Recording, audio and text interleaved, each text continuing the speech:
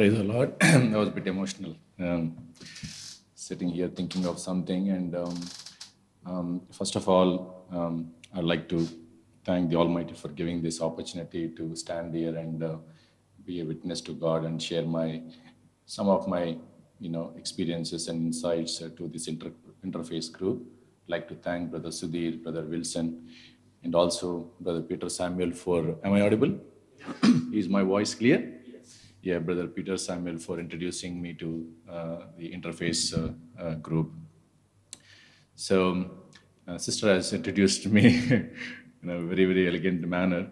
I'll take a few minutes to give a short sneak peek of my life, and then I will talk about the loss of growth. Is that all right? So, my name is Kishore Borra, and I always introduce myself by saying that I'm a father of two boys, husband to a superwoman, a lecturer turned IT professional, currently working as the managing director of an IT company. And as Sister mentioned, when you look at my life, it can be divided into uh, three different parts. So I've got about 23 years of corporate work experience. When you look at it, it can be divided into three different parts. From 2001 to 2004, I worked as a lecturer. In 2005 to 2015, I did my first IT job for a company named Intergraph. Now it is called Hexagon. And then from 2015 until now, to date, I am currently working as the managing director of another IT company. It's called Energy Tech Global. So, having completed my masters, I've done two masters. Don't know why I did, because parallelly I was doing my diploma in computer applications and post-graduate diploma in computer applications, because I was always fascinated looking at the way some of the folks in my village changed the lifestyle of their parents, their family members, by studying engineering, by going abroad, and by earning a lot of money and changing their fate once and forever. I've seen the kind of effort their parents have gone through to educate them, and I always thought that I also need to make a difference in my parents' life, my family members' life. So that's my triggering point for getting attracted towards the IT, and that's when I was doing my bachelor's in electronics, I started doing diploma in computer applications, and I was doing my master's in physics. And the reason why I'm doing master's is it's a free education. You get accommodation in the university, you get to be there, and then you can study. So that's how I did my first master's in physics. While I was doing that, I was doing my postgraduate diploma in computer applications. Those days, Ministry of Human Resource and Development, they used to, during summer time, they used to provide internship, and they used to sponsor the internship. They'll provide money, they'll give you money to go and attend those classes and complete the diploma in computer application, because they wanted to promote computer education in India at that point of time. I'm talking about 1995, 1997, at that point of time. So then I started teaching Java. I did my first master's, and then I joined Sri Venkateswara University, Tirupati, to do my MTech in energy systems. And having done one PG, I don't want to be a burden to my parents, so I started teaching Java in Tirupati. And then I went to Bangalore to do my MTech project work in Indian Institute of Science, and then I started teaching Java there as well. To cut the long story short, it was 2002, 2001, end of 2001, and then Y2K boom was over, the bubble burst, and there were a lot of layoffs in Bangalore, Hyderabad, and Delhi, Pune, wherever IT was there. And then I could not get a job, having done two masters, that too with gold medals. Then I don't want to be a burden to my parents. I joined an engineering college, started working as a lecturer. And then I married a girl from Hyderabad, Sainikpuri, and then I decided to shift to Hyderabad. And then I was looking for educational organization who could pay a good salary, and that's when I joined Sri Chaitanya IIT Academy to teach physics. So I taught electronics, I taught Java, I taught physics for about 3 years. But my passion, my interest was always in IT industry, and my wife was also started. She is also quite a coincidence. She did her MCA, Masters in Computer Applications, from Osmania campus, and then she also did MTech in Computer Science from Osmania campus. And then she got a job in Intergraph, and she started working there. And that's how my passion got ignited, seeing whatever she's doing. And I started praying God to help me again to get into the IT industry. And that's how I joined IT industry way back in 2005. I worked there for about 10 years. Sister mentioned that I've gone through multiple positions. Probably I might be the youngest person there to got promoted as the senior manager technical within a span of 10 years. And also that job has given me an opportunity to live in different parts of the world. During the time of the 10 years, I lived in almost 7 different countries. Every trip was maybe for a year, 6 months, 3 months, 9 months. And that's how I used to I got an opportunity to work with good teams and learn from them on a daily basis. My default setting was always to, find what smartness, what talent would I find in the group that I am working with. What can I learn from others? That's my default setting. Please make a note of that. That's my default. So that has brought me to whatever little success that I had in my life to date. That's what I was always doing. And in 2015, one of my ex-boss, he flew from Auckland to Taj Krishna, Hyderabad, and he was here, and he said, I'm starting a company, and I want you to work with me, and I want you to help me building a software platform. So he's basically starting an electricity retailing business in New Zealand, and he wanted someone who could work with him, build global enterprise software solutions for retail markets using open source technology. And he was in such a mess. I said, no, I'm not going to leave my job. I and my wife were working for that company for more than 10 years, and I've got a very good job, and which is taking me places, and I'm learning a lot of new things. So I don't want to join. But again, to cut the long story short, one thing led to the other. He forced me to think to such an extent about what are my mental blockers? Why am I saying no to it? So me and my wife prayed for almost a month, and then finally we decided that while my wife would take care of our family and provide financial stability, what kind of EMIs each one of us would have. So while after praying, we decided that she would take care of our family and financial needs, and I will jump and build my wings on the way down. And I prayed God, and I decided that I will initiate my romance with risk. That's how I started my journey way back in 2015. When I started it, I had zero knowledge of HR, finance, regulatory, compliance, or any other aspects of setting up a company. Literally zero knowledge. And I took a leap of faith, believing in God, that God is asking me to take this step and then be a blessing to not just my family, to my friends, my community, people in my network. And it takes a lot of courage to be the only employee come managing director of a company.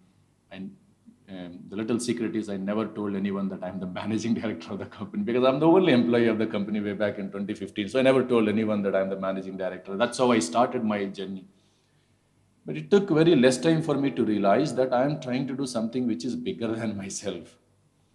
Because what happened was, I have to build an enterprise software solution using open source technology. So I need smart people. When I started recruiting very talented and smarter people than me, and sometimes I was successful, many a times I was not successful. Because they'll always look at the reference point. You have to literally impress them. They need to know that they are working with someone who has got a very good vision, who has got talent, who could make things happen. And I'm not able to do that. And I'm literally struggling to build my 10-member, 20-member team. And it took 6 months for me to realize that I'm kind of becoming a bottleneck to my organization. I'm kind of becoming a lid on my organization. I'm not allowing, my company and my team to be effective enough, because I lack lots of skills which I never realized it. And let me tell you that I'm out and out techie for about 10 years, and I'm super delighted about my abilities of designing, coding, project management, and delivery skills. I never needed to deal with people. By the way, dealing with people is very, very difficult thing. The moment humans are in the mix, the moment emotions are at play, then it will be very, very difficult. You might be a very damn good, you might be super intelligent person, but you need a different set of skills to be able to effectively deal with people. Make them feel that you have their best interest in your mind. So again, to cut the long story short, I realized what I do not have. Is it resounding? No. So I realized what I do not have, and I thought, it is about time for me to work on my leadership skills. About it, at that point of time, actually, I attended because I it has a very lasting impact on me. So that's why I remember it even today. I attended one personality development conference, and the speaker was asking the attendees. He said, raise your hand if you think you are a leader. Um, and some people raised their hands. Some of them were not sure that they are leaders or not. And others are waiting for someone to take a lead, and people like me waiting for the speaker to repeat the question. Because I never felt like I'm a leader. I thought, if you want to be a leader, you need to be a born leader. You need to born with certain talents, certain gifts, certain traits, without which you will never be a leader whom people would admire and follow. So that was my mental condition. That is what has been registered in my subconscious mind. So, and then on the top of that, I'm doing this. I have the responsibility of building a company, setting up a company, scaling the company. So I started praying God. I started praying, help me to improve my leadership skills, help me to enhance my networking skills, people connection skills. I realize now what I am lacking. Please help me. You asked me to do this, and I started doing it. Now I see I'm at the crossroads. I don't know what to do, and you'll be surprised to know what happened. I'm living in the city since 2001, and since 2004, I attend every week New Life Assembly of God Church. And that weekend, they were selling the DVDs of Global Leadership Summit. So I went and I picked one Global Leadership Summit DVD, and we have names like John C. Maxwell, Craig Rochelle, Andy Stanley, Melinda Gates, Bishop Jake. So I took the DVD, and then me and my wife, my kids, we started driving back home. So I have that LCD display, the player in my car. So I could not contain my excitement. So I randomly picked one from the box. It happens to be John C. Maxwell DVD. So I put it inside the car, and then John C. Maxwell popped up on the screen, and it started telling that leadership has nothing to do with titles or positions. Leadership is all about adding value to yourself, adding value to others. It's all about thinking ways to add value to yourself and add value to others, doing things that would add value to yourself and add value to others. Everything rises and falls on leadership. He started telling all of this, and he started telling me that it has nothing to do with positions. Leadership is nothing but influence, and that's what he started telling. And what is super interesting to me? For the first time in my life, someone standing in front of me and telling, you don't need to be a born leader. Leadership is a skill which you can actually study, learn, practice, and master it. It was a defining moment in my life. Oh, is it so? You don't need to have anything. You don't need to be a great communicator. You can be someone who studied all your life in Telugu medium, and then you literally struggle to communicate effectively with people, but still you can be a leader. Because that's what he's telling. He's telling that it is actually a skill. You can learn it, you can practice it, you can master it, but you need to have a heart. There are certain qualities. I'm not going down that route because today's topic is not about leadership, but what I am trying to tell is that day was a defining moment in my life. I realized that, I can be a better leader. Trust me, I started my intentional leadership journey on that day, way back in 2016. My life has never been the same, not just for me, but for my family, for my company, for my friends, people in my network. And God has blessed me in ways more than that I could imagine.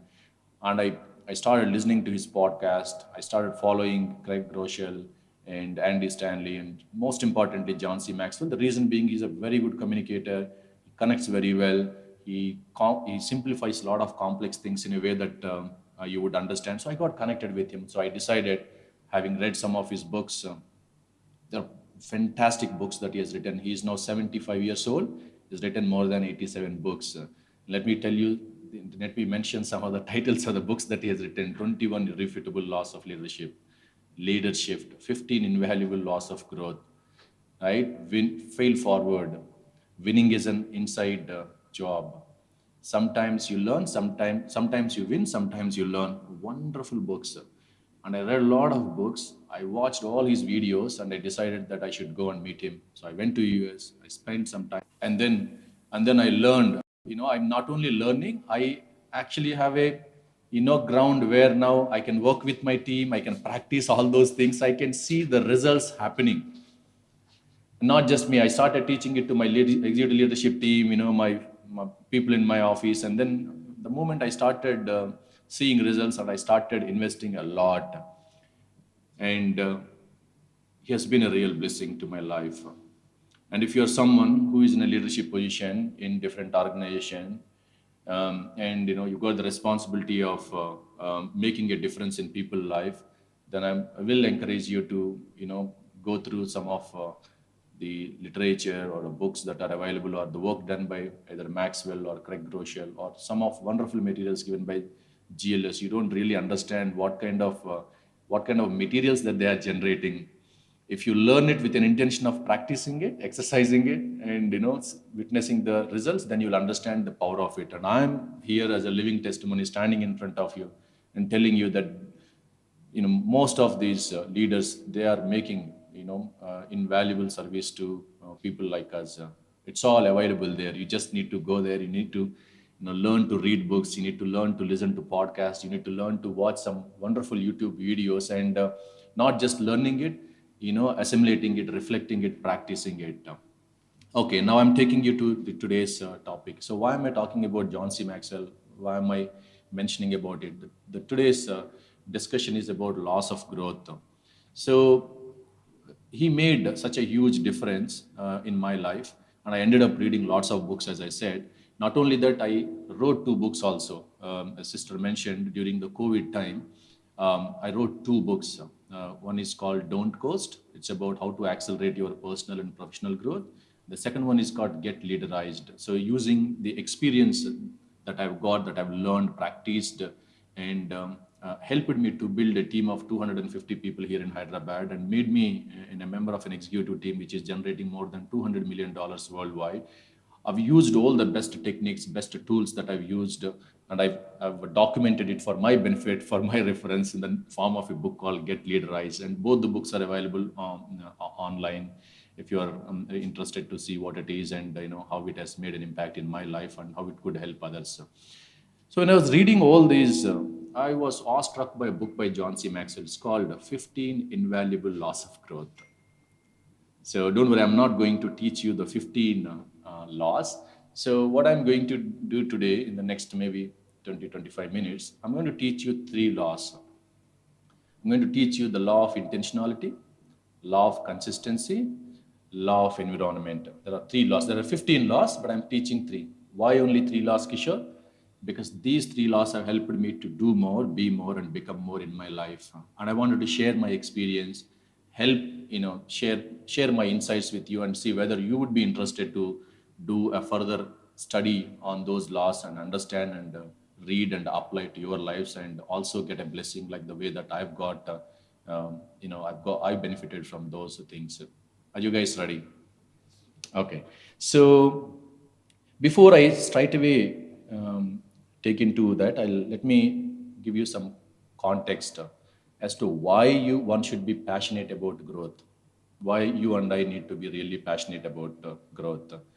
And if you ask me, with the 23 years of experience working with global teams in multiple countries, if you ask me to share one key insight that I would want to, share with others from my life, I would say that you would never go into an opportunity, you grow into an opportunity. Do you understand that?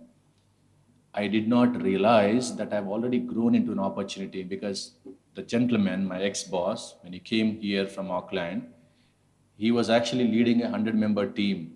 I was one of the direct reportee to him. I never realized there are more talented people, more smarter people, more intelligent people than me who he worked with. But he chose me. I asked him one day, why did you come all the way for me? Why did you choose me? He said, I gave XYZ name. I said, these are all from reputed institutes. They're all from IITs, IIMs, I know how smart they are. Why did you choose me? Why did you not choose them? Is what he said. I've seen you 2 years.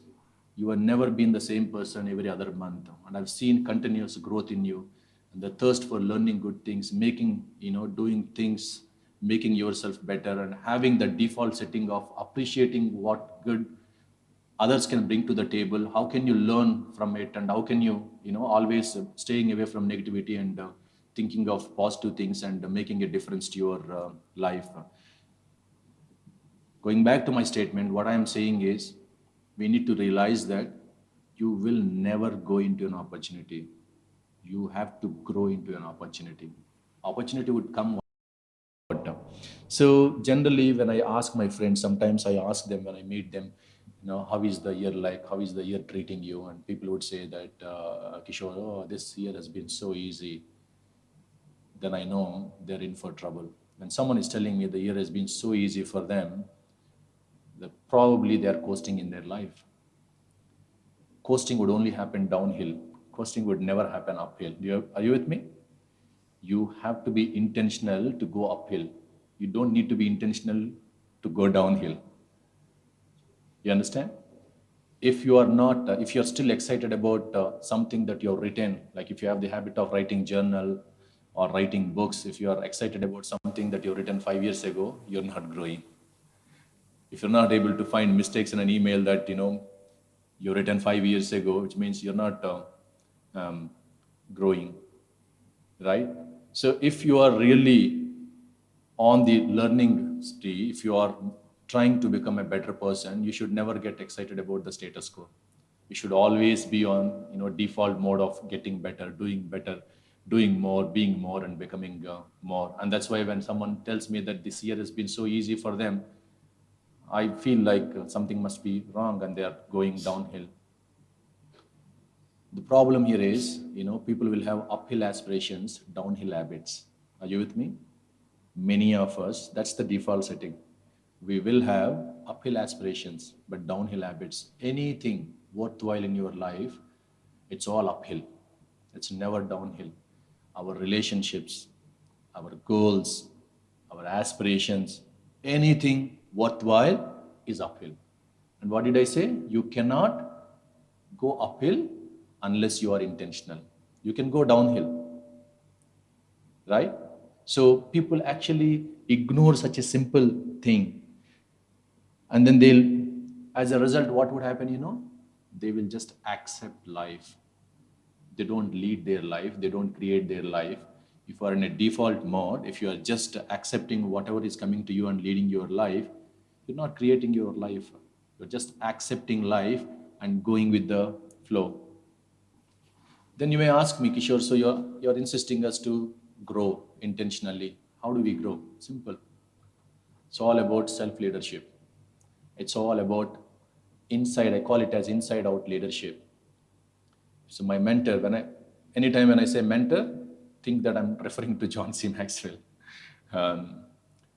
So my mentor always tells that winning is an inside job. Your inside reflects your outside, right? If you are getting better, you should always be better on the inside than outside, bigger on the inside than outside. Then over a period of time, you will become better. You will become higher on the outside than inside. But what happens, what we do? We will always, our default mode is we'll try to project in such a way that our actions, our lifestyle is always in such a way that we will always be better on the outside than inside, bigger on the outside than inside. Then over a period of time, you'll become less on the outside than inside. So Kishore, tell me, what do you mean by better on the inside? What are you referring to? I'm referring to having good character. I'm referring to being credible, being authentic, being trustworthy, right? Showing more than telling, doing, more, being more than doing. You understand? Being faithful. So all these things, I'm not, again, that itself is an ocean and a topic of its own. So I'm not going into what is self-leadership and, how can you exercise or how can you consciously become a good leader by learning inside out leadership. So I'm not going there, but what I'm trying to highlight is being better on the inside means Having a great character, integrity, credibility, authenticity, consistency, honesty, trustworthiness, walking your talk, showing more than telling, and being more than doing. I'll tell you an open secret in this world. Either you pay now and play later, or play now and pay later. I'm telling you about an open secret of our lives. This is life. You go back and say, reflect on any situation, check anyone's life, any successful person's life, or a person who failed miserably in their life. My statement holds true. Either you pay now and play later, or you play now, pay later. No matter what, life would expect you to pay. The longer you wait to pay, the more you have to pay. Are you with me? Such a simple thing. We don't understand. We all know it. Somewhere in our subconscious mind, we know that nothing comes easily, right? As I told you that anything worthwhile in life doesn't come that easily. But we forget the fact. We think that all of a sudden something would happen. Next 2 years, I'll become a better person. Next 2 years, 3 years, my financial situation would change. My personal situation, my relationships would change. I got a better job. I got a greater promotion. Yeah, you will get only when you act on yourself. Only when you start paying for it. Are you paying for it? Are you ready for paying for it? If you say, I only want to play but don't want to pay, no, that's not how life would work. You're wrong, my dear friend. Are you with me? Right. So, another example I'll give you, look at fish. When you look at any moving, canal or in a river, flowing river, the only fish which is going with the flow of the water is the dead one. Are you with me? Do you agree with me? Only a dead fish will go with the flow of water. The living fish which has got a mission, which has got certain goals, certain ambitions, it will go in the direction that it wants. So life is also like a flow of river. Do you really want to just always keep the coasting setting and then coast in the life? Do you really want to take a pause, think about your life, think about your growth, and then come up with a plan, come up with a strategy, and start acting on it? Before I go into the 3 laws, let me tell you 5 points. How you can be passionate about your growth journey. How can you start your growth journey? 5 simple things. First one is, first you need to make a commitment to grow intentionally. Very simple. Everything starts with this. So that's the first one. Make a commitment to grow intentionally. Okay? You'll have to bear with me because I told you many, many years ago, I worked as a lecturer. So I have this habit of repeating things. Because I look at my students, unless I get a vibe that, it got registered in their mind, I keep saying things. Okay, so if I'm boring you, raise your hand. It's an indication that, okay, we got it, you move forward. The first point is, make a commitment to grow intentionally. That's where everything would start.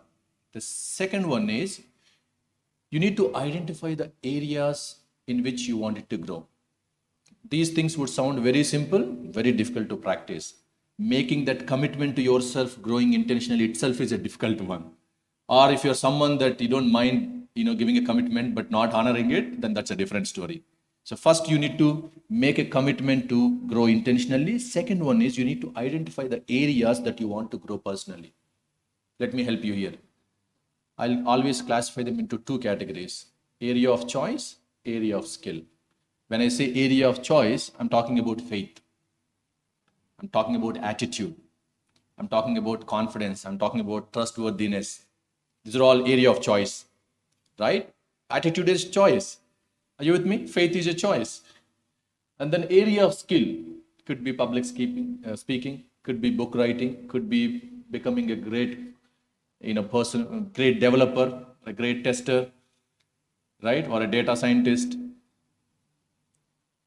or maybe getting your body into shape with fitness.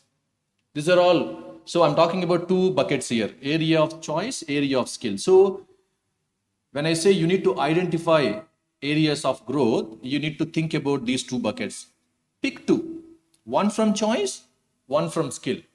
Faith and fitness, crazy combination, right? Or probably attitude and speaking, or attitude and writing.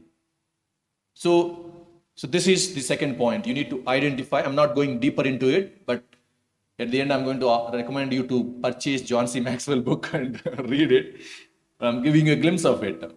So identify what area of choice that you wanted to grow yourself, area of skill that you wanted to grow yourself. Then second point. Third point is, you don't like this, you need to make that commitment public. No, my mother told, my father said, you should never reveal anything until it gets materialized, otherwise it will not happen. No. You need to make that commitment public.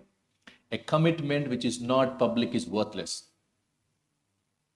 Let me repeat. A commitment which is not public is worthless.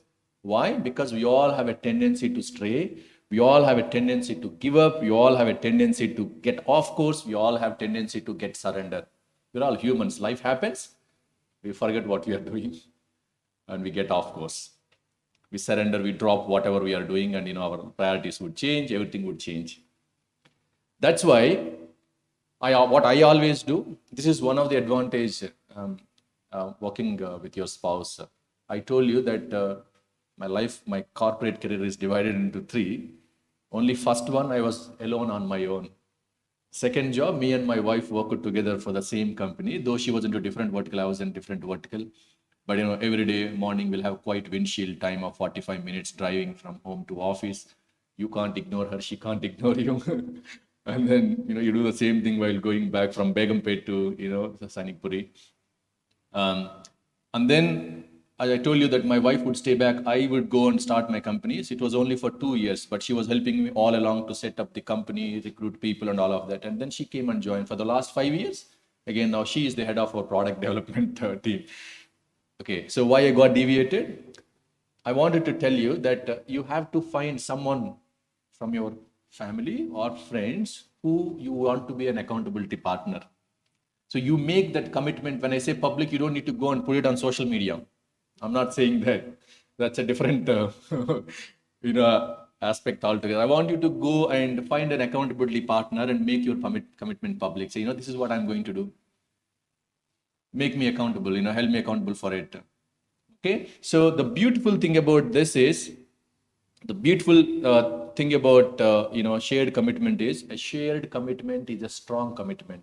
If you have not practiced it and you're not that kind of a person, please try it once.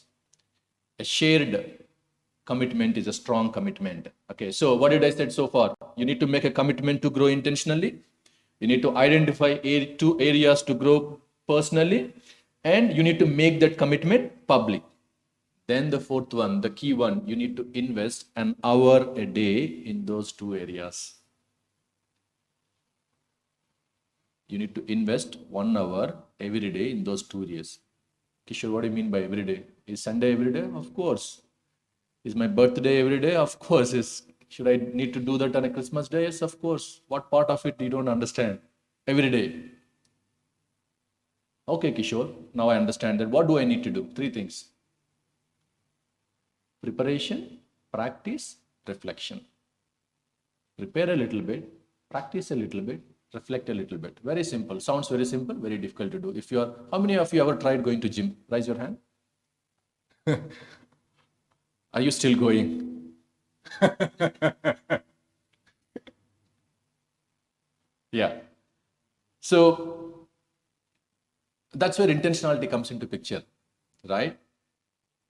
Of course, life happens, things happen. Sometimes, you have to weigh your priorities in life, and sometimes you have to let go certain things or give a pause. I'm not saying that stopping it is wrong, right? But if you know what are your areas of growth, what are your priorities, then you should continuously do these things. Practice a little bit, prepare a little bit, practice a little bit, and reflect a little bit. The last one. Okay, so the last one is, you need to share your growth with someone. Why are you asking me to share that with someone? Yes, you should. Maybe it changes from personality to personality. If it was, if I put myself in that situation, I would definitely want to go and share that with someone. But if they are happy, keep sharing.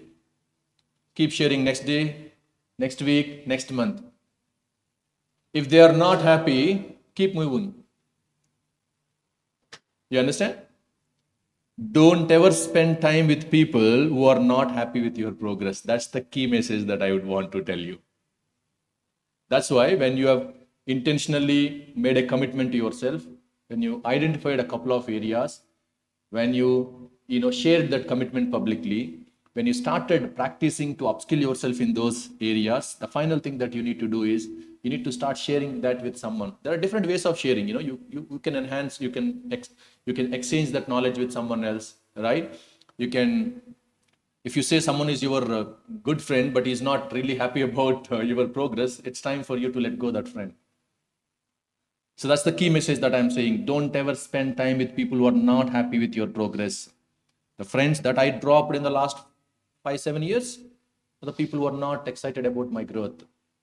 And let me tell you, if you are intentional in your growth over a period of time, you will outgrow everyone in your network. The only thing, take a simple example of gym. Don't give up. Imagine what would happen if you keep focusing on your fitness and if you make that 1 hour non-negotiable, what would happen? How much difference you would make? During COVID time, my communication is horrible. Let me tell you, I studied in Telugu medium school under a single thatched roof where single teacher used to teach to first to seventh class.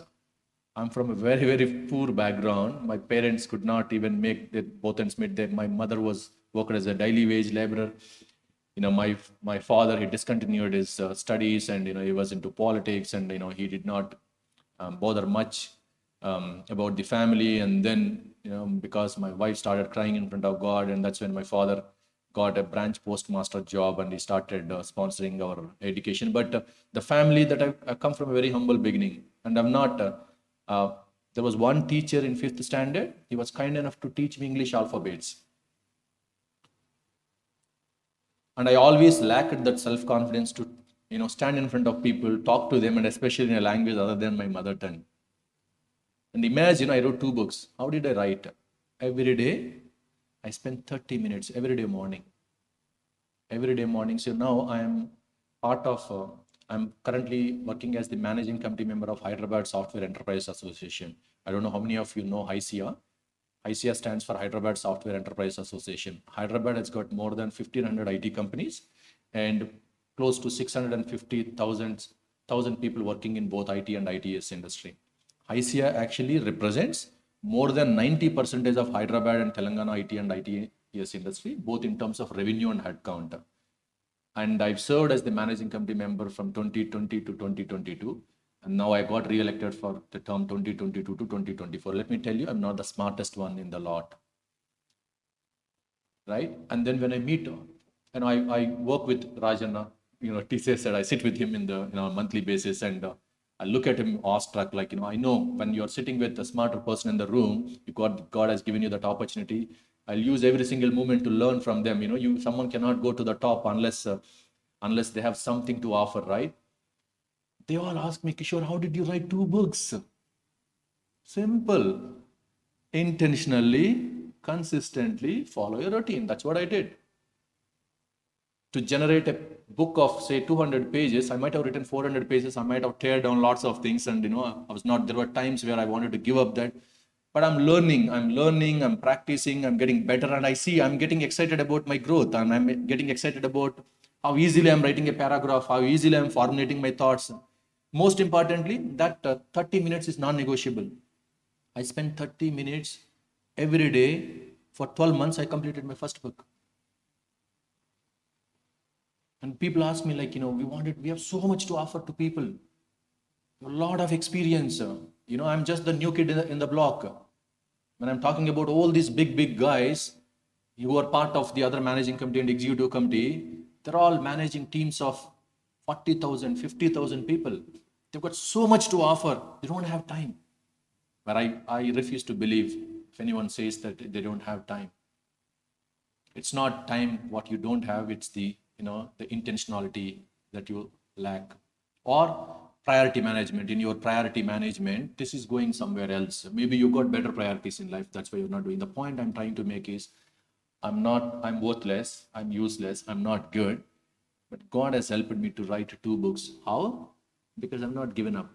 I started doing it every day. That's the key. Every day, 30 minutes. I've got 2 books. Right? So that's why I say, if you are intentional about your growth over a period of time, you will outgrow everyone you know.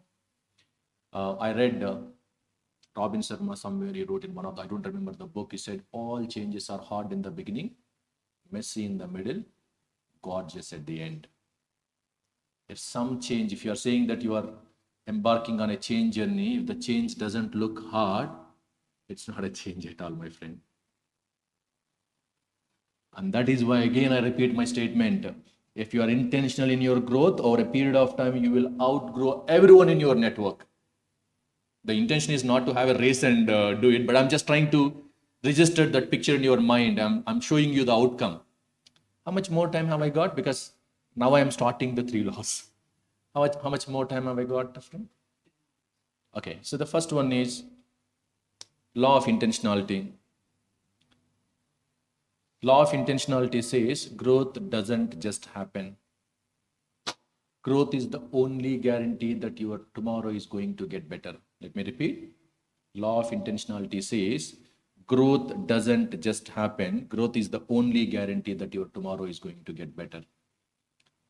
And I loved my awareness was not that great until I started this intentional journey, until I decided that I will read all these books, I will practice it, I'll become a better person, right?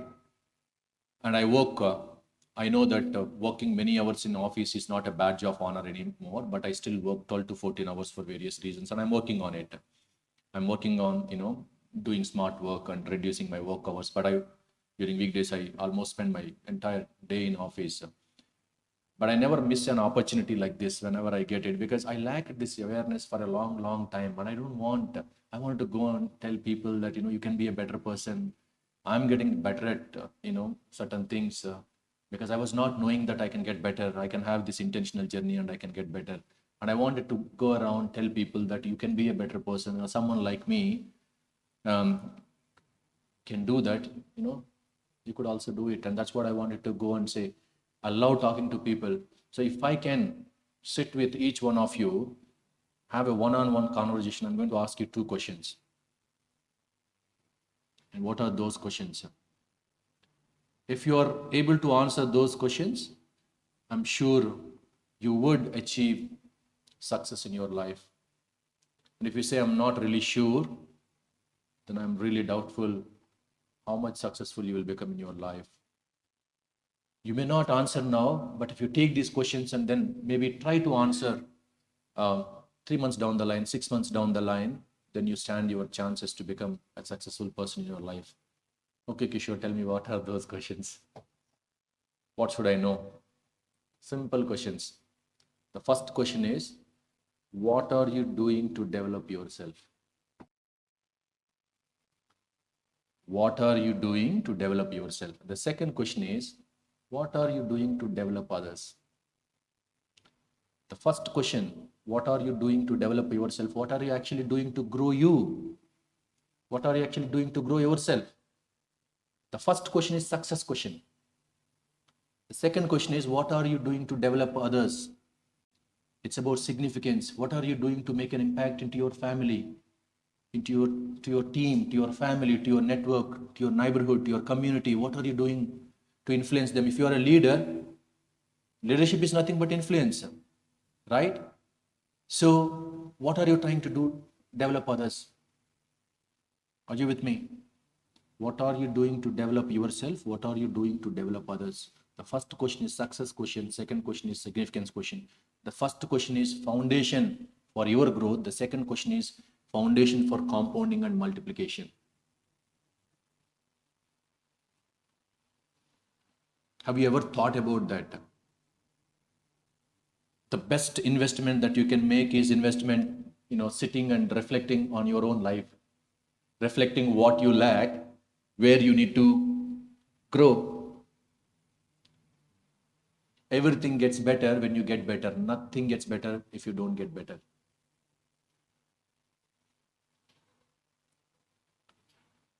You cannot, why do I say that, even those two questions also, first I said you need to work on yourself. First, you need to add value to yourself before you add value to others. You cannot tell others what you don't know. You cannot give what you don't have. That's why you have to work on yourself first. You need to work on yourself more than others. And you need to work on yourself before others. These are all simple things. I'm not teaching anything here. Every statement that I'm making, you already knew it. I'm 200% confident. I'm trying to bring that into your subconscious mind, into your awareness, so that at least you will think about it once you leave this place today. Once you enter into your week, you'll start spending some time on yourself and start understanding what should I do. I always carry one small book in my laptop. It's called As a Man Thinketh by James Allen. Anyone read that book? It's a simple 40-page book. It's called As a Man Thinketh by James Allen. He says people are anxious to change their circumstances, but they are unwilling to change themselves. Therefore, they remain bound. Let me repeat it. People are anxious to change their circumstances, but they are unwilling to change themselves, and that's why they always remain bound. Are you with me? Are you understanding what I'm trying to educate? We think that when we are kids, as we are growing, we become taller, stronger, bigger. We start doing things which we never did previously. We take on more challenges. The problem is, we also think that as we enter into adulthood, the emotional intelligence, the wisdom or emotional intelligence, all of these things would also follow the same pattern. No, they don't. Wisdom does not come with age. Sometimes age comes alone. Are you with me? Right. So I will ask this question and stop it. Right now, what is that one thing that you would like to improve about yourself? Whenever I say anything worthwhile in life is uphill, and you cannot go uphill without intentionality. And if you have to do anything intentionally, you should stop coasting. You should have a plan. You should have a strategy. You should start executing it. What is that one thing or two things that you would like to do going forward? I leave that to you. Law of consistency, my favorite law. I think I've already covered most of it. It's called motivation gets you going, but discipline keeps you growing. Let me repeat it. Motivation keeps you going. Motivation gets you going. Discipline keeps you growing. You might get motivated by listening to me, but if you don't get into the discipline of a routine and intentionally growing, it's not going to. You may feel good by listening to me, but once you go out of this building, if you're not ready to act on it, develop yourself, improve yourself, it's not going to help you out. Motivation gets you going, but discipline helps you growing. Right? It's not about what you do in a day, it's about what you do daily. We overestimate what we can do in one day, underestimate what we can do in several days. Are you with me? Someone asked John, my mentor, having written 87 books and being the world's best leadership coach, trainer, speaker, they asked him, what is one thing that you would like to teach to this younger generation? One journalist asked one day when he finished talking to UNO, United Nations leaders. You know what he said? Never, ever underestimate the compounding effect of consistency. Let me repeat it. Never, ever underestimate the compounding effect of consistency. My example of writing book is a classic example of law of consistency. Discipline kept me growing, kept me moving. Imagine you have a tree in your backyard. I don't know what tree you have got. It could be laziness, it could be jealousy, it could be binge watching TV, it could be addiction to pornography, it could be anything. I don't know what it is. Or, lack of financial discipline. You got a big tree in your backyard. Take an axe. Okay? Every day, get up, go back to your backyard, Start swinging the axe 5 times. Not 50 times, not 15 times, not 500 times, just 5 times. Put the axe down, come back. Next day morning, get up, go to your backyard, take the axe, swing it 5 times, keep it down, and then come back. Imagine what would happen if you keep doing it on a daily basis. The tree is definitely going to fall down. If it is a bigger tree, it is going to take more time. If it is small tree, it is going to take less time. I'm not here discussing about how long it will take for the tree to fall down. What I'm trying to tell you is, if you intentionally identify what is your tree, pick your axe, go after it, it's just a matter of time before you nail it down. So think about what trees you need to think, what is holding you in your life, what is dragging you back in your life. Are you with me? Unless no one would teach you that. You need to know, you need to self-introspect, you need to understand what is holding you back, what is dragging you back, what is creating a havoc in your life, in your personal life, professional life, what is creating problems between you and your spouse, you and your kids, you and your parents. You need to identify what is that one. Acknowledge it. Acknowledgement itself is the first victory. Then start, plan, strategize, take help, reach out to people who could mentor you in that space. Reach out to elders who you think have got necessary wisdom to be able to help you in that space. I call it as rule of 5. Doing something consistently on a daily basis.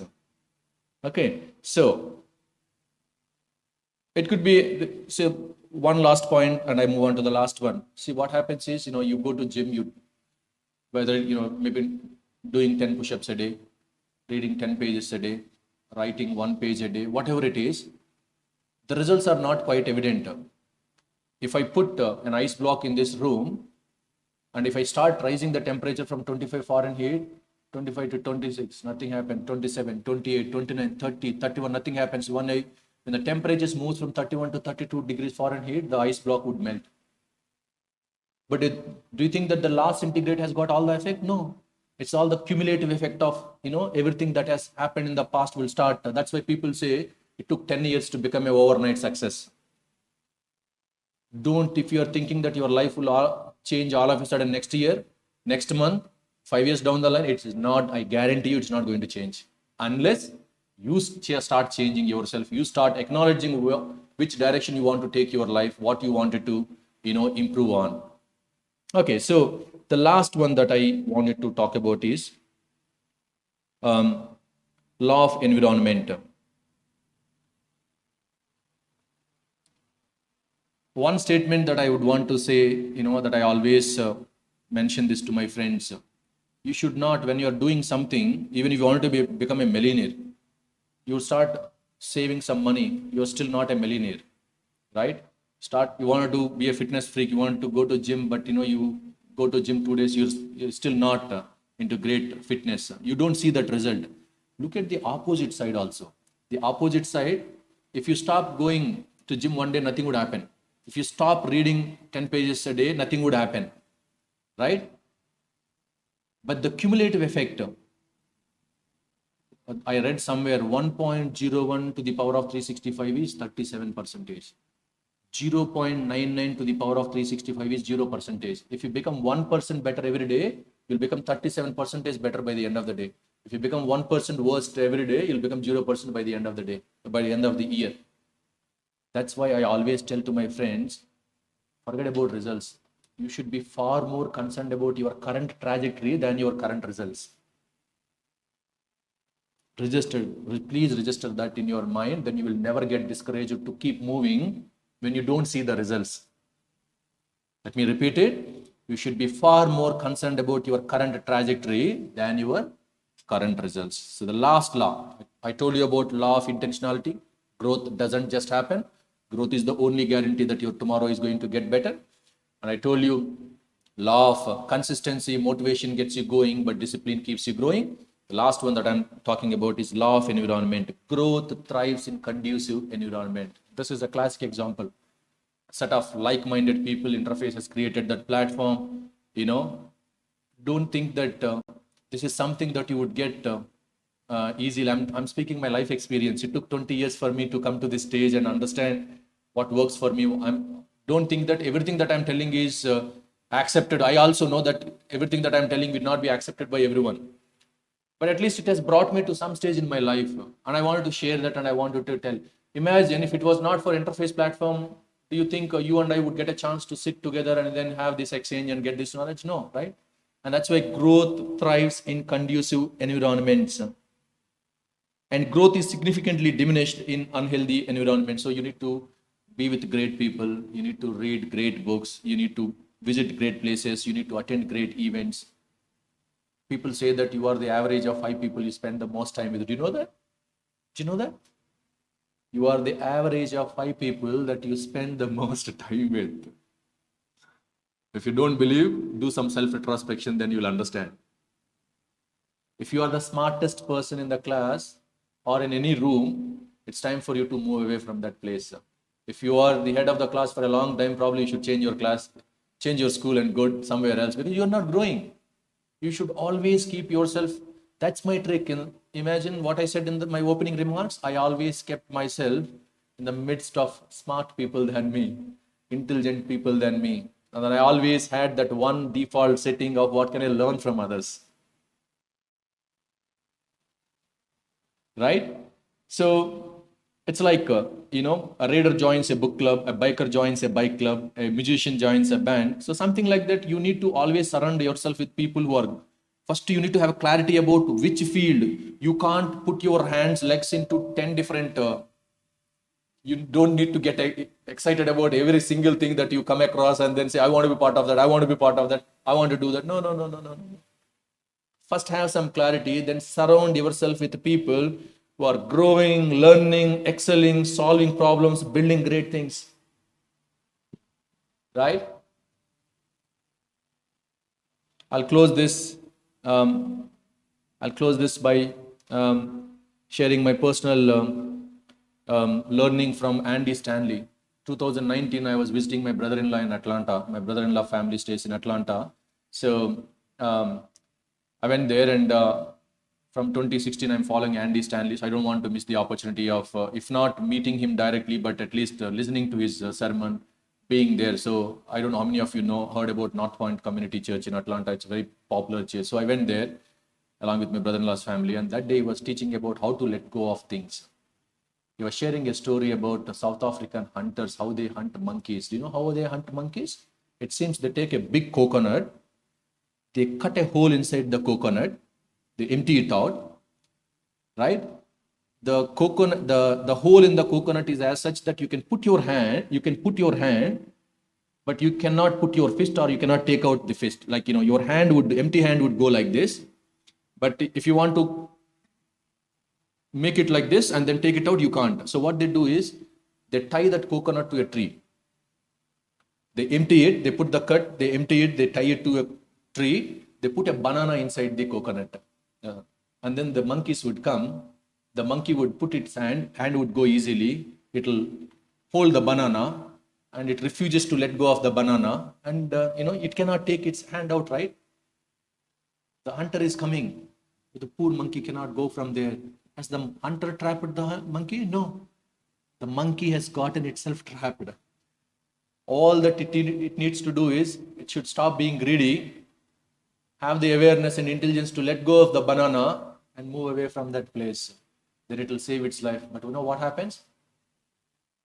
95 out of every 100 monkeys, they will refuse to let go of the banana, and they sacrifice their life to the hunter. I don't know what coconut have you got, what banana are you holding on to. You know it better. It could be again jealousy, laziness, could be money, it could be watching too much TV, too much usage of mobile phone, watching too many movies in Netflix or Amazon Prime, whatnot, or playing too many video games, not sharpening your axe. Brother told me that this is mainly an IT community. You really need to sharpen your axe on a quarterly basis. The world is moving fast, technologies are changing. When was the last time you sharpened your axe? What were you holding on to? Right? Maybe you are struggling to forgive some person and let go of your judgment, and that is your banana. Or you are bachelor, unmarried, you have an ideal opinion about how your companion or your partner would smell like, look like, walk like, right? And you wanted to let go of that image, and that's why you can't see what is there right under your nose. So it is in our hands to create our surroundings. First, you need to keep yourself in the midst of smart people, because you become a better person by keeping yourself. I'm telling you that being part of ICIA, by part of ICIA managing committee, it opened a lot of doors for me, because I'm constantly learning. Those people, they do not know what I am sucking out of them. I'm learning, I'm practicing it, and I understand, and I go and talk to them, because that platform will give you an opportunity to go and interact with them. And if person has reached that extent, they really value people, and then share stories. They tell what to do, what not to do, or if it is not possible for them to share at that point of time, they give you their number, ask you to call later or write an email. So remember always this: growth always thrives in conducive environments. Again, now I only taught you 3 laws. There are 15 laws in that book. What is the name of the book? 15 Invaluable Laws of Growth by John C. Maxwell. I'm not asking you to buy my books, but I will tell you the names of my books too. It's Don't Coast. It has got so much information. Like, you heard me now. It's not just from that book, from my life experiences as well. If you read that book, you feel like I'm standing in front of you. If you read any of my books, same John C. That's one thing that I learned from my mentor. It's like you feel like person is standing in front of you and talking to you and sharing their life experience. So there are 13 more laws. So I encourage you to read that book. I am very active on social media.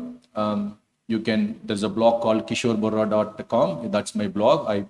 I'm a leadership evangelist, and I practice leadership. I teach leadership. When I say teach, voluntary basis like this, I come and I share my insights with others, because I'm a teacher at heart. So you might have sensed it by now. So I would like to thank Interface for giving this opportunity, and I want to thank God for bringing to this place and giving me the opportunity to share my testimony and my intentional journey. And I still feel like I've not achieved anything. I'm still a work in progress, and I believe God would help me to get my best in the days and months and years to come. Thank you.